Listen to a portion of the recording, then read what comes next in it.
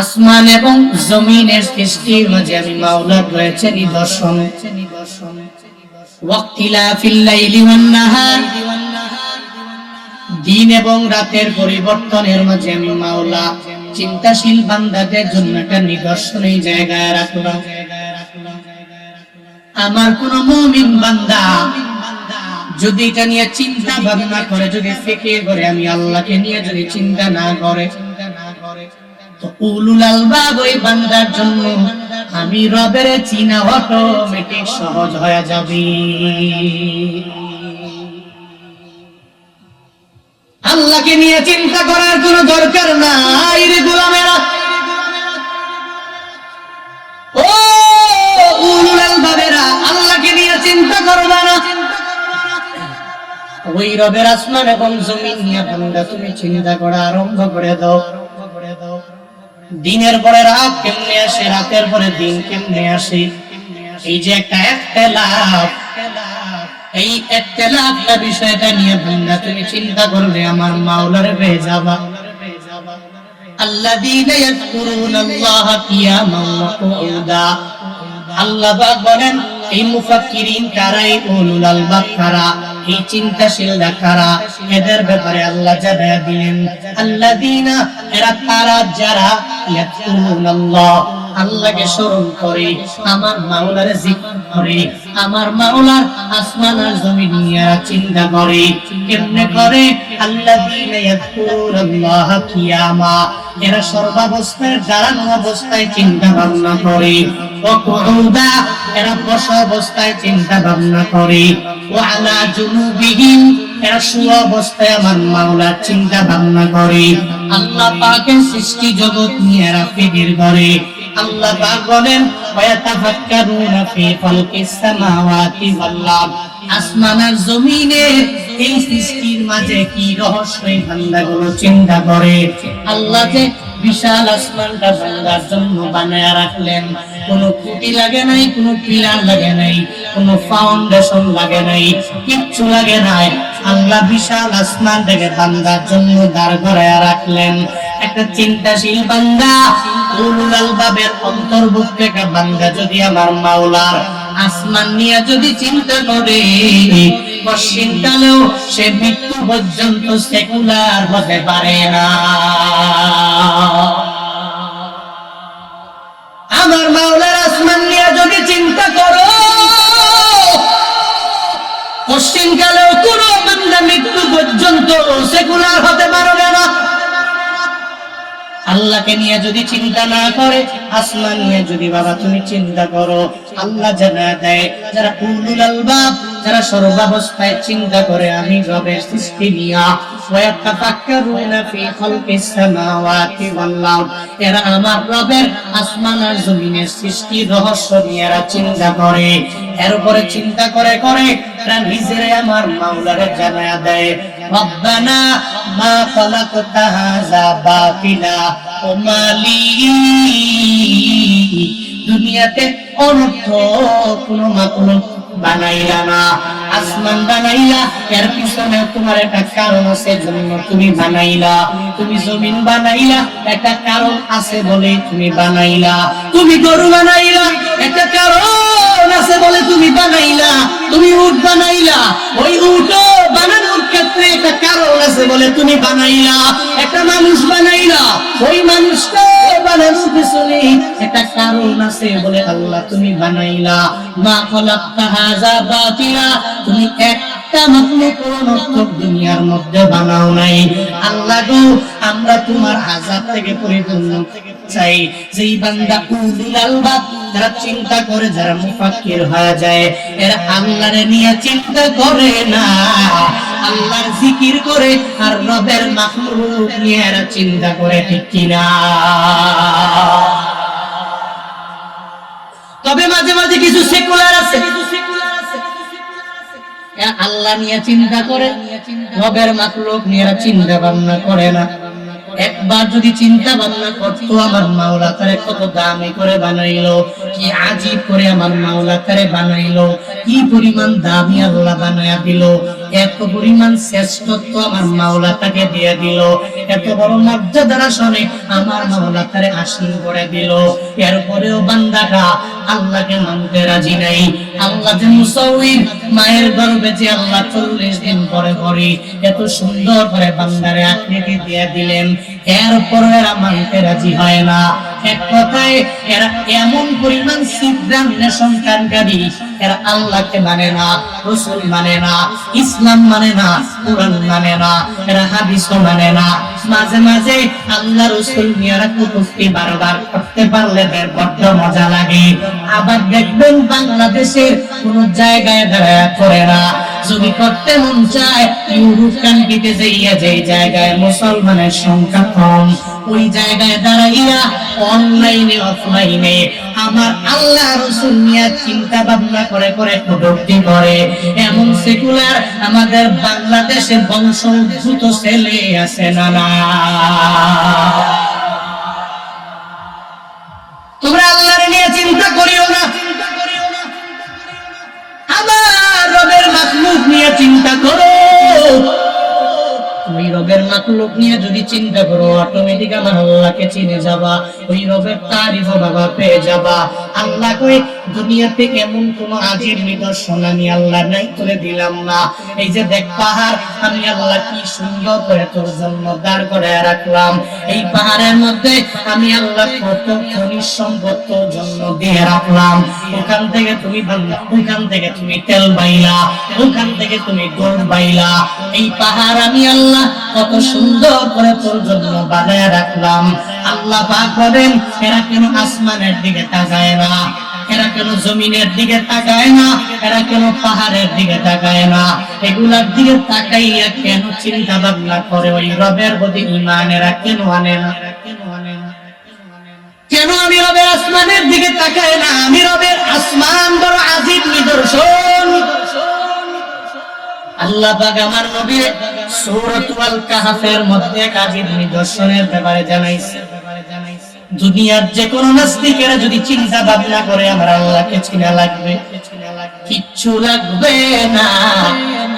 যদি এই গুহাবাসী চিন্তা ভাবনা যদি এরা করে, আমার আল্লাহর প্রতি এদের ঈমানটা অটোমেটিক বেড়ে যাবে। আল্লাহ পাক গুহা নামের এক বড় সূরা দিয়ে দিলেন।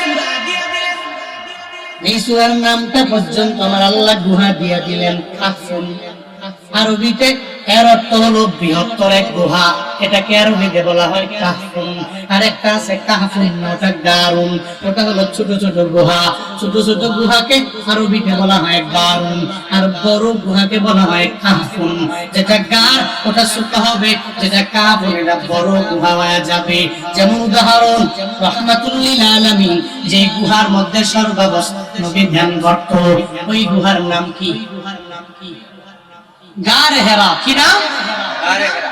রাহমাতুল লিল আলামিন যে গুহার মধ্যে মদিনাওয়ালা নবী ধ্যান করলেন, ওই গুহাটার নাম হলো গারে হেরা। ওটাকে গার বলা হয়, ওটাকে কাহফে হেরা বলা হয় না। কেন বলা হয় না? ওটা হলো ছোট গুহা, ওই গুহার মাঝে মদিনাওয়ালা নবী ধ্যান করলেন, ওটাকে গারে হেরা বলা হয়। ওই জায়গায় যেই উমরা করার জন্য জুয়ানকালে যারা যায়, ওরা অনেক কষ্ট করে করে ওটা দেখার জন্য এই জায়গায় ওঠে।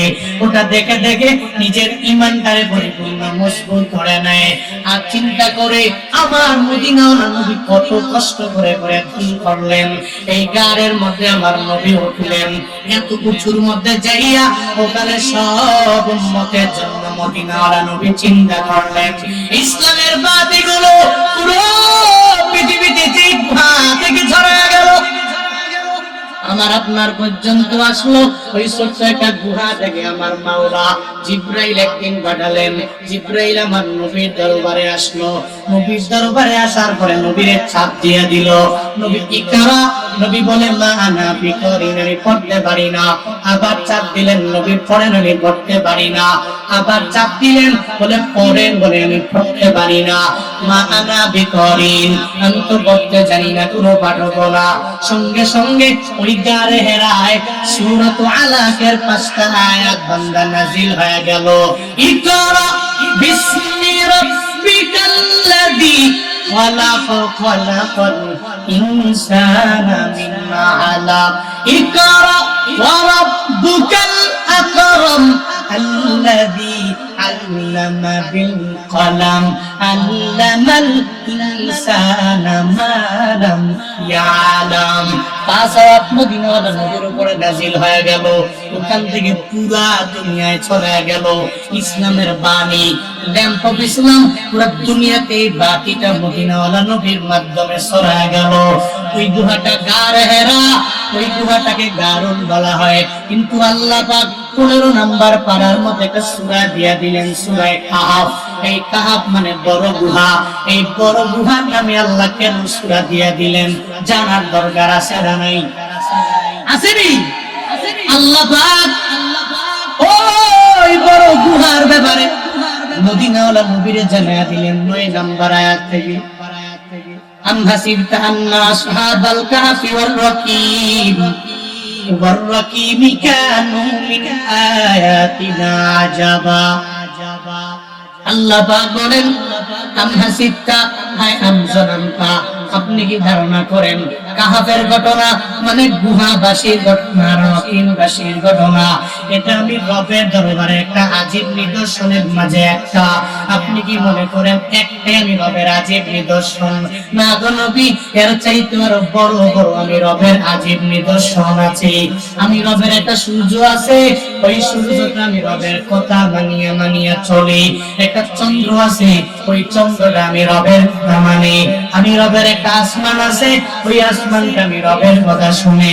ওই আসমানের নিচে মেঘমালা, ওই মেঘমালা আমি রবের কথা মানি। একটা জমিন আছে, ওই জমিনটা আমি রবের কথা পরিপূর্ণভাবে মানি। আল্লাহ পাকের চন্দ্র আর সূর্য, আসমান, জমিন যা আল্লাহ দুনিয়াতে দিয়ে দিলেন, সবগুলা আমার রবের একটা আজীব নিদর্শন। এগুলা কেউ বানায় নাই, একজনের বানানো। চিল্লা বলো তার নাম। ইয়া ইলাহি মিকুনাত শামসু কামার, ইয়া ইলাহি মিকুনাত শাজারু হাজার, ইয়া ইলাহি মিকুনাত আরদু সামা, ইয়া ইলাহি মিকুনাত জাওয়া হাওয়া, ইয়া तो मेरा मालिक है, ना इलाही तो मेरा खालिक है। আল্লাহ পাকের চন্দ্র আর সূর্য, আল্লাহ পাক নবীর জানায়া দিলেন, নবী আমার আজীব নিদর্শনের মাঝে এগুলো একটা। আসমান বানাইলাম, এটা আমি রবের আজীব নিদর্শন। জমিন বানাইলাম, আজীব নিদর্শন। একটা মানুষ আমি আল্লাহ বানাইলাম, এই মানুষটা আমি রবের একটা আজীব নিদর্শন। দেখবেন একটু মাঝে মাঝে একটু চিন্তা ভাবনা করেন না, আল্লাহ কত সুন্দর করে আমারে বানাইলেন, আপনারে বানাইলেন। একটু রুমে যাইয়া আয়নার সামনে দাঁড়াইয়া যান, আয়নার সামনে দাঁড়াইয়া একটু চিন্তা ভাবনা করেন, আল্লাহ কি সুন্দর করে বানালেন। দুইটা চক্ষু আল্লাহ দিলেন, এত সুন্দর। পাওয়ার কমে নাই, কমে নাই, কমে নাই। কোন কিছুর লাইটের পাওয়ার তো অটোমেটিক কমে গেল। বানাইলো অটোমেটিক আবার ব্যাটারি লাগবে বলে চেঞ্জ করে দাও। কিন্তু চোখের পাওয়ার যে আমার মাওলা দিয়া দিলেন, 70 বছর হয়ে গেল, ওই চোখ দিয়া অটোমেটিক আপনি সব দেখতে পারেন, কোনো ব্যাটারি লাগে না। আল্লাহ কি সুন্দর করে দুইটা চক্ষু আমারে দিলেন। আবার নাকের ছিদ্র দিয়া দিলেন, একটা দেন নাই, দুইটা ছিদ্র আল্লাহ দিয়া দিলেন। কান আল্লাহ দিয়া দিলেন, একটা দেন নাই বরং দুইটা দিয়ে দিলেন। পা দিয়ে দিলেন, একটা দেন নাই বরং দুইটা পা দিয়ে দিলেন। হাত দিয়ে দিলেন, একটা হাত দেন নাই, দুইটা হাত দিয়ে দিলেন। এটা আমার রবের একটা আজীব নিদর্শন। এটা বান্দা আল্লাহ পাক কত সুন্দর করে করে মায়ের গর্ভের মধ্যে বানাইছে। আপনার বাবার এক ফোঁটা নাপাক পানি থেকে আমার আল্লাহ কত সুন্দর করে আল্লাহ একটা স্ট্রাকচার দিয়ে দিলেন, একটা অবয়ব দিয়ে দিলেন, একটা গঠন প্রণালী আল্লাহ দিয়ে দিলেন। আল্লাহ বলছেন হুয়াল্লাহুল খালিকুল বারিউল নুসাউমিরু লাকুম আসমাউল হুসনা ইউসাব্বিহু লাহু মা ফিস সামাওয়াতি ওয়াল আরদ ওয়া হুয়াল আজিজুল হাকীম। আল্লাহু আকবার। আল্লাহ পাক বলছেন হুয়াল্লাহুল খালিক। আমার নবীর পরিচয় তুমি জেনে নিও। ওই রব হলেন সৃষ্টিকর্তা, আল্লাহ পাক হলেন মনে রব, আল্লাহ হলেন বাড়ি, আল্লাহ হলেন উদ্ভাবন কর্তা। আমার রবের পরিচয় বান্দা তুমি শুনে নিও। আমার রবের পরিচয় হলো আল মুসাউবি। আল্লাহ কি সুন্দর করে আকৃতি দিয়ে দিলেন, আকৃতি করলেন। একটা মানব আমার আল্লাহ মায়ের পেটের মধ্যে এক ফোঁটা নাপাক পানি থেকে মানুষটাকে আল্লাহ বানালেন। আল্লাহ কয় এই মানুষ আমি আল্লাহ যত সুন্দর করে বানাইলাম, দুনিয়াতে আর একটা মাখলুক এত সুন্দর করে বানাই নাই। সুবহানাল্লাহ। একটা মানুষ এত সুন্দর, মানুষের মতো করে এমন কোন মাখলুক নাই যে তার মতো করে এত সুন্দর করে আমি আল্লাহ বানিয়েছি। আর মানুষকে তো আকল দিয়েছি, আর কোন মাখলুককে আমি আল্লাহ আকল দেই নাই, বিবেক দেই নাই, বুদ্ধি দেই নাই। এত আকল এত বিবেক সুন্দর করে আমি মানুষকে দিয়েছি। এটা আল্লাহ পাক সূরা তিনে বলছেন অতীন والزيتون وطور سينين وهذا البلد الأمين لقد خلقنا الإنسان في أحسن تقويم। আল্লাহ পাক বলছেন তিন আয়াতে চারটি কসম খেয়েছেন। এক নম্বরে তিন ফল, দুই নম্বরে জৈতুন ফল, এরপর আল্লাহ পাক কসম কেটেছেন সিনাই পর্বতের কসম, চার নম্বরে পবিত্র নগরী মক্কা মুকাররমা, এটার কসম আল্লাহ পাক খাইলেন। তিন আয়াতে চারটা কসম খেয়ে আল্লাহ জানাচ্ছেন লাকাদ খালাকনাল ইনসান ফি আহসানি তাকওয়িম। এটা মানুষকে আমি আল্লাহ এত সুন্দর করে বানিয়েছি, পৃথিবীতে আর একটা মাখলুককেও এত সুন্দর করে আমি আল্লাহ বানাই নাই। চিল্লায়ে পড়বেন না সুবহানাল্লাহ? আরো জোরে পড়বেন না আলহামদুলিল্লাহ? আরো জোরে পড়বেন না আল্লাহু আকবার?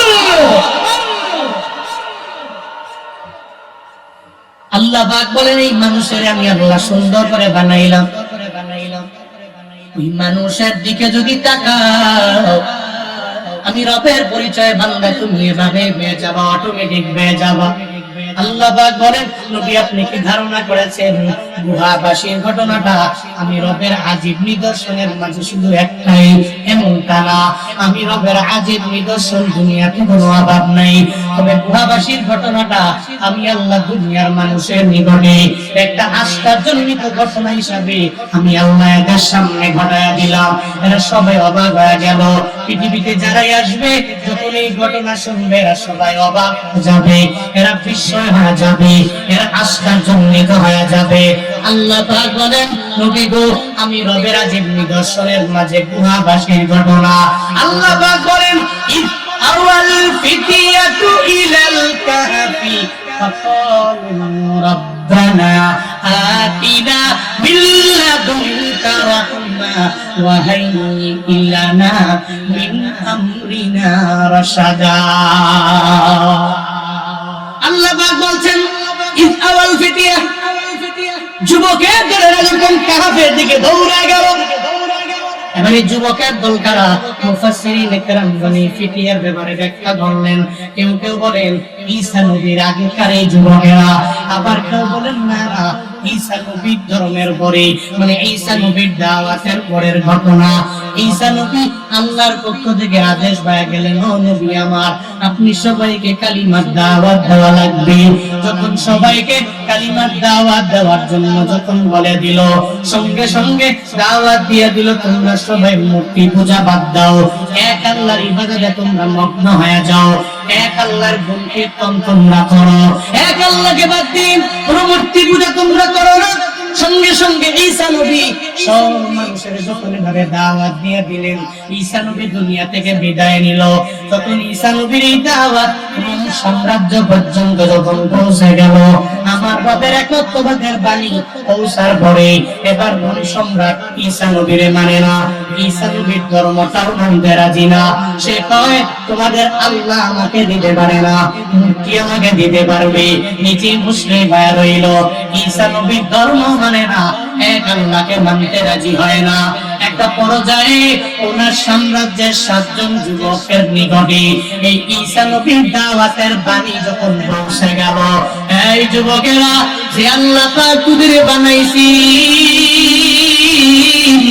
ওই আল্লাহর ইবাদত করো, ওই রবের গুণকীর্তন তোমরা করবা, ওই আল্লাহকে সারা দুনিয়াতে আর কারো গুণগান গাওয়া যাবে না, এক রবের প্রশংসা সর্বাবস্থায় তোমরা করে নাও।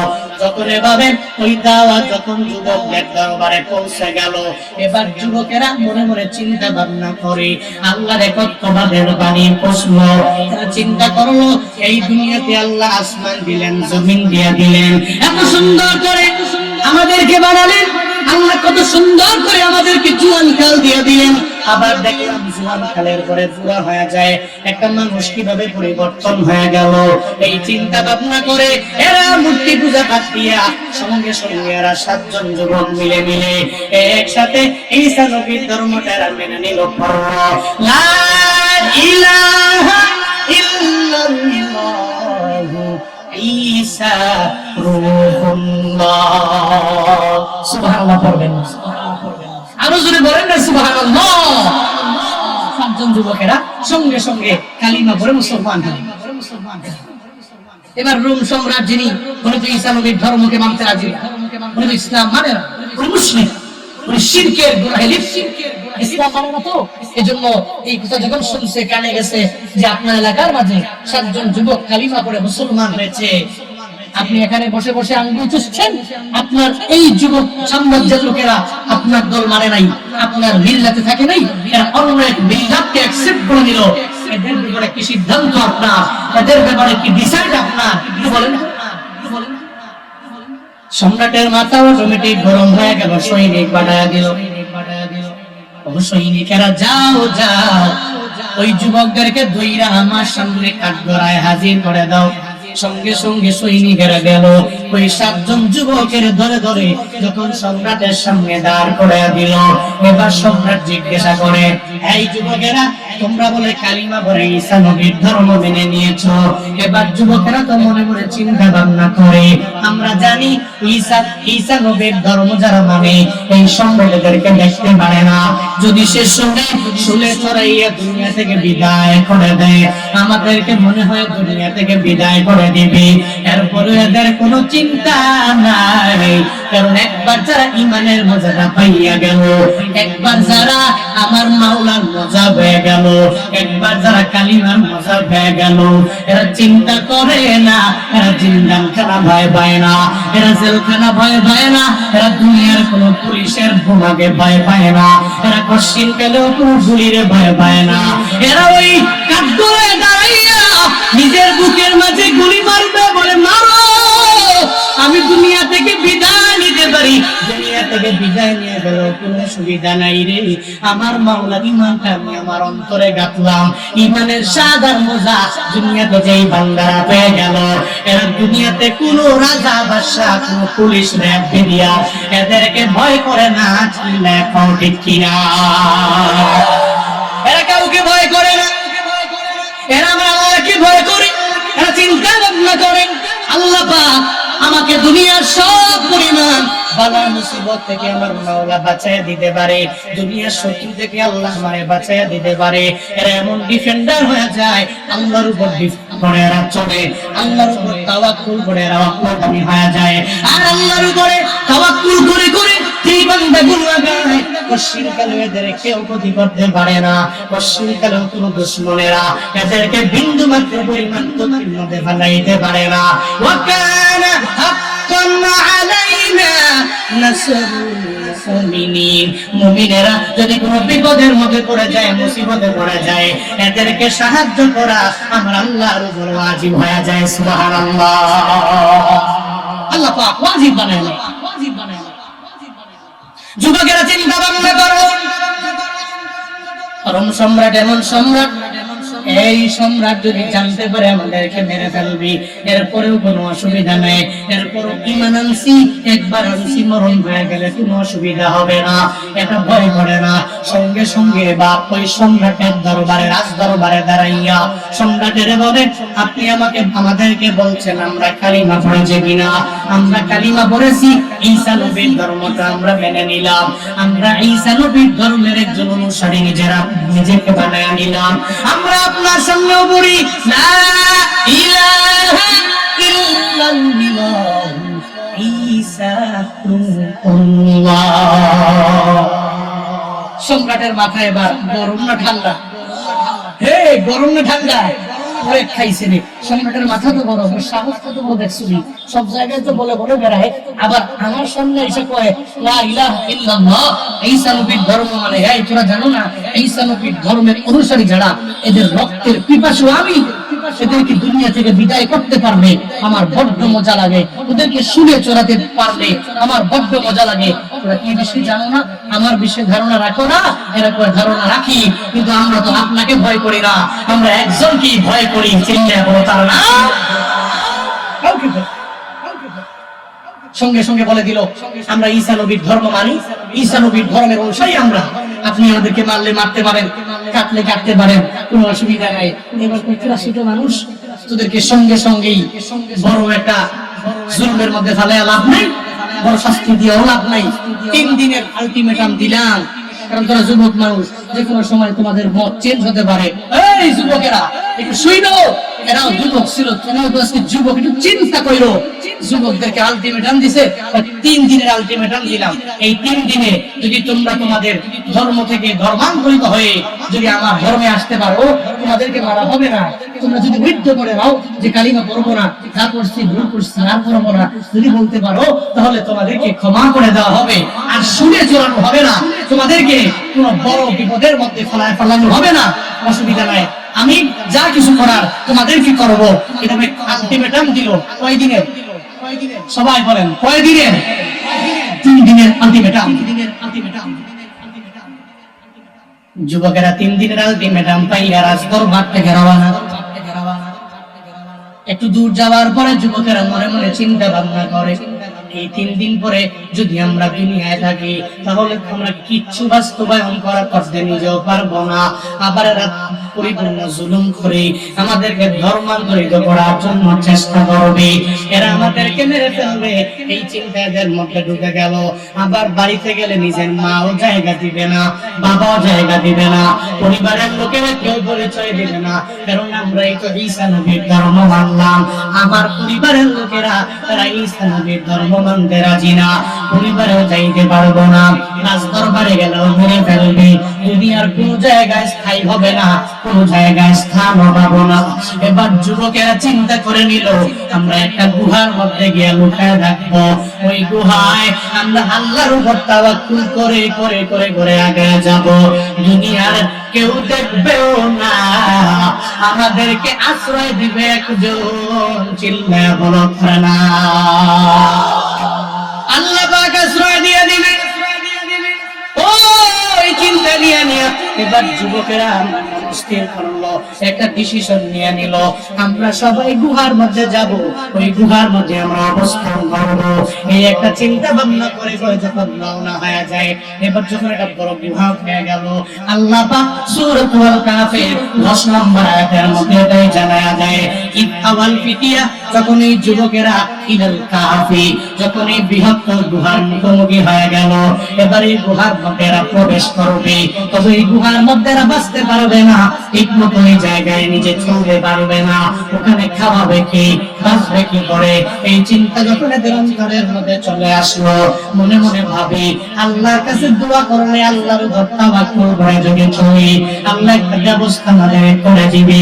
সঙ্গে সঙ্গে ওই গুহা নিকট যাইয়া সঙ্গে সঙ্গে রবের নিকট দোয়া করে দিল, রব্বানা আতিনা মিন লাদুনকা রাহমা ওয়া হাইয়্যি লানা মিন আমরিনা রাশাদা।